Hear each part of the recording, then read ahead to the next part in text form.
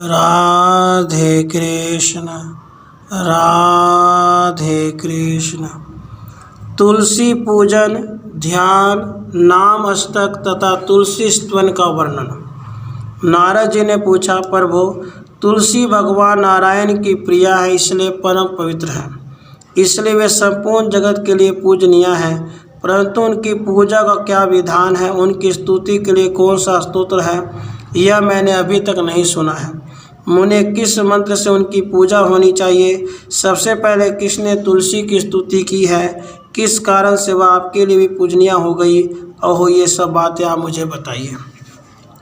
सूत जी कहते हैं, सोनक, नारद की बात सुनकर भगवान नारायण का मुखमंडल प्रसन्नता से खिल उठा।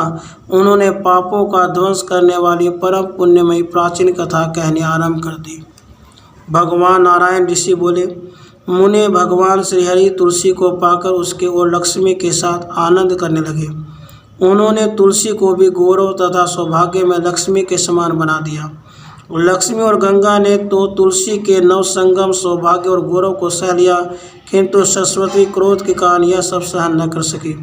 सरस्वती के द्वारा अपमान होने से तुलसी अंतर्धान हो गई।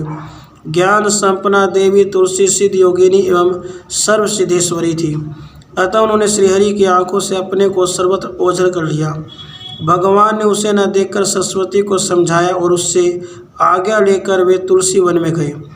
लक्ष्मी बीज श्रृंग, माया बीज ह्रींग, काम बीज क्लींग और वाणी बीज ऐंग, इन बीजों का पूर्ण में उच्चारण करके वृंदावनी शब्द के अंत में गे विभक्ति लगाई और अंत में वहनी जाया स्वाहा का प्रयोग करके श्रीं ह्रीं क्लीं ऐं वृंदावन्यै स्वाहा, श्रीं ह्रीं क्लीं ऐं वृंदावन्यै स्वाहा, श्रीं ह्रीं क्लीं ऐं वृंदावन्यै स्वाहा। इस 10 अक्षर मंत्र का उच्चारण किया। नारद यह मंत्र राजकल्पतरु है। जो इस मंत्र का उच्चारण करके विधि पूर्वक तुलसी की पूजा करता है, उसे निश्चय संपूर्ण सिद्धियाँ प्राप्त हो जाती हैं। घृत का दीपक, धूप, सिंदूर, चंदन, नैवेद्य और पुष्प आदि उपचारों से तथा स्तोत्र द्वारा भगवान से सुपूजित होने पर तुलसी को बड़ी प्रसन्नता हुई। अतः वृक्ष से तुरंत बाहर निकल आई और परम प्रसन्न होकर भगवान श्रीहरि के चरण कमलों की शरण में चली गई। तब भगवान ने उसे वर दिया, देवी तुम सर्व पूज्य हो जाओ, मैं स्वयं तुम्हें अपने मस्तक तथा वक्षस्थल पर धारण करूँगा। इतना ही नहीं, संपूर्ण देवता तुम्हें अपने मस्तक पर धारण करेंगे। यूँ कहकर उसे साथ ले भगवान श्रीहरि अपने स्थान पर लौट गए। भगवान नारायण कहते हैं, मुनि, तुलसी के अंतर्धान हो जाने पर भगवान श्रीहरि विरह से आतुर होकर वृंदावन चले गए थे और वहाँ जाकर उन्होंने तुलसी की पूजा की इस प्रकार स्तुति की थी। श्री भगवान बोले, जब वृंदा तुलसी रूप वृक्ष तथा दूसरे वृक्ष एकत्र होते हैं तब वृक्ष समुदाय अथवा वन को बुद्ध जन वृंदा कहते हैं। ऐसे वृंदा नाम से प्रसिद्ध अपनी प्रिया तुलसी की मैं उपासना करता हूँ, जो देवी प्राचीन काल में वृंदावन में प्रकट हुई थी। अतएव जिसे वृंदावनी कहते हैं, उस सौभाग्यवती देवी की मैं उपासना करता हूँ, जो असंख्य वृक्षों से निरंतर पूजा प्राप्त करती हैं, अतः जिनका नाम विश्व पूजता पड़ा है, उस जगत पूज्य देवी की मैं उपासना करता हूँ। देवी जिसने सदा अनंत विश्वों को पवित्र किया है, उस विश्व पायनी देवी का मैं विरह से आतुर होकर स्मरण करता हूँ। जिसके बिना अन्य पुष्पमूहों के अर्पण करने पर भी देवता प्रसन्न नहीं होते, ऐसी पुष्प सारा पुष्पों में सारभूता शुद्ध स्वरूपिणी तुलसी देवी का मैं शोक से व्याकुल होकर दर्शन करना चाहता हूँ। संसार में जिसकी प्राप्ति मात्र से भक्त परम आनंदित हो जाता है, इसलिए नंदिनी नाम से जिनकी प्रसिद्धि है वह भगवती तुलसी, अब आप मुझ पर प्रसन्न हो जाएं।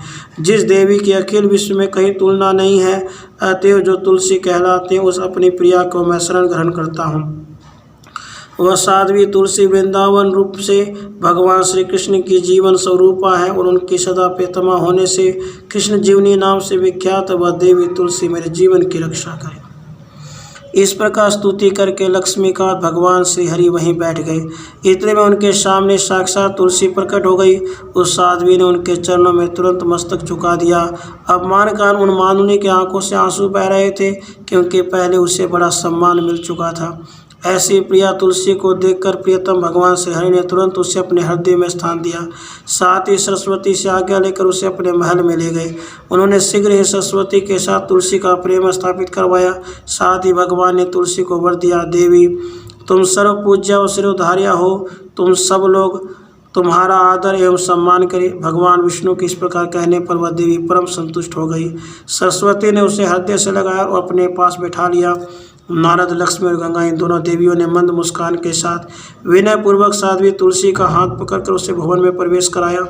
वृंदावनी विश्व पूजिता, विश्व पावनी, पुष्पसारा, नंदिनी, तुलसी और कृष्ण जीवनी, ये देवी तुलसी के 8 नाम हैं। यह सार्थक नामावली स्तोत्र के रूप में परिणत है। जो पुरुष तुलसी की पूजा करके इस नाम अष्टक का पाठ करता है उसे अश्वमेध यज्ञ का फल प्राप्त होता है। कार्तिक की पूर्णिमा तिथि को देवी तुलसी का मंगलमय प्रकट्य हुआ और सर्वप्रथम भगवान श्री हरि ने उसकी पूजा संपन्न की। जो इस कृति की पूर्णिमा के अवसर पर विश्व पावनी तुलसी की भक्ति भाव से पूजा करता है वह संपूर्ण पापों से मुक्त होकर भगवान विष्णु के लोक में चला जाता है। जो कार्तिक महीने में भगवान विष्णु को तुलसी पत्र अर्पण करता है वह 10,000 गोदान का फल निश्चित रूप से पा जाता है। इस तुलसी नाम अष्टक के स्मरण मात्र से संतानहीन पुरुष पत्रवान बन जाता है। जिसे पत्नी न हो उसे पत्नी मिल जाती है तथा बंधुहीन व्यक्ति बहुत से बांधवों को प्राप्त कर लेता है। इसके स्मरण से रोगी रोग मुक्त हो जाता है, बंधन में पड़ा हुआ व्यक्ति छुटकारा पा जाता है, भयभीत पुरुष निर्भय हो जाता है और पापी पापों से मुक्त हो जाता है। नारद यह तुलसी स्तोत्र बतला दिया। अब ध्यान और पूजा विधि सुनो। तुम तो इस ध्यान को जानते ही हो, वेद की कण्व शाखा में इसका प्रतिपादन हुआ है। ध्यान में संपूर्ण पापों को नष्ट करने की अबाध शक्ति है। ध्यान करने के पश्चात बिना आवाहन किए भक्तिपूर्वक तुलसी के वृक्ष में 16 से इस देवी की पूजा करनी चाहिए।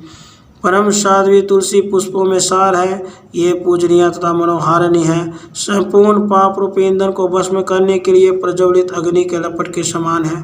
पुष्पों में अथवा देवियों में किसी से भी इनकी तुलना नहीं हो सकी, इसलिए उन सब में पवित्र रूप इन देवी को तुलसी कहा गया।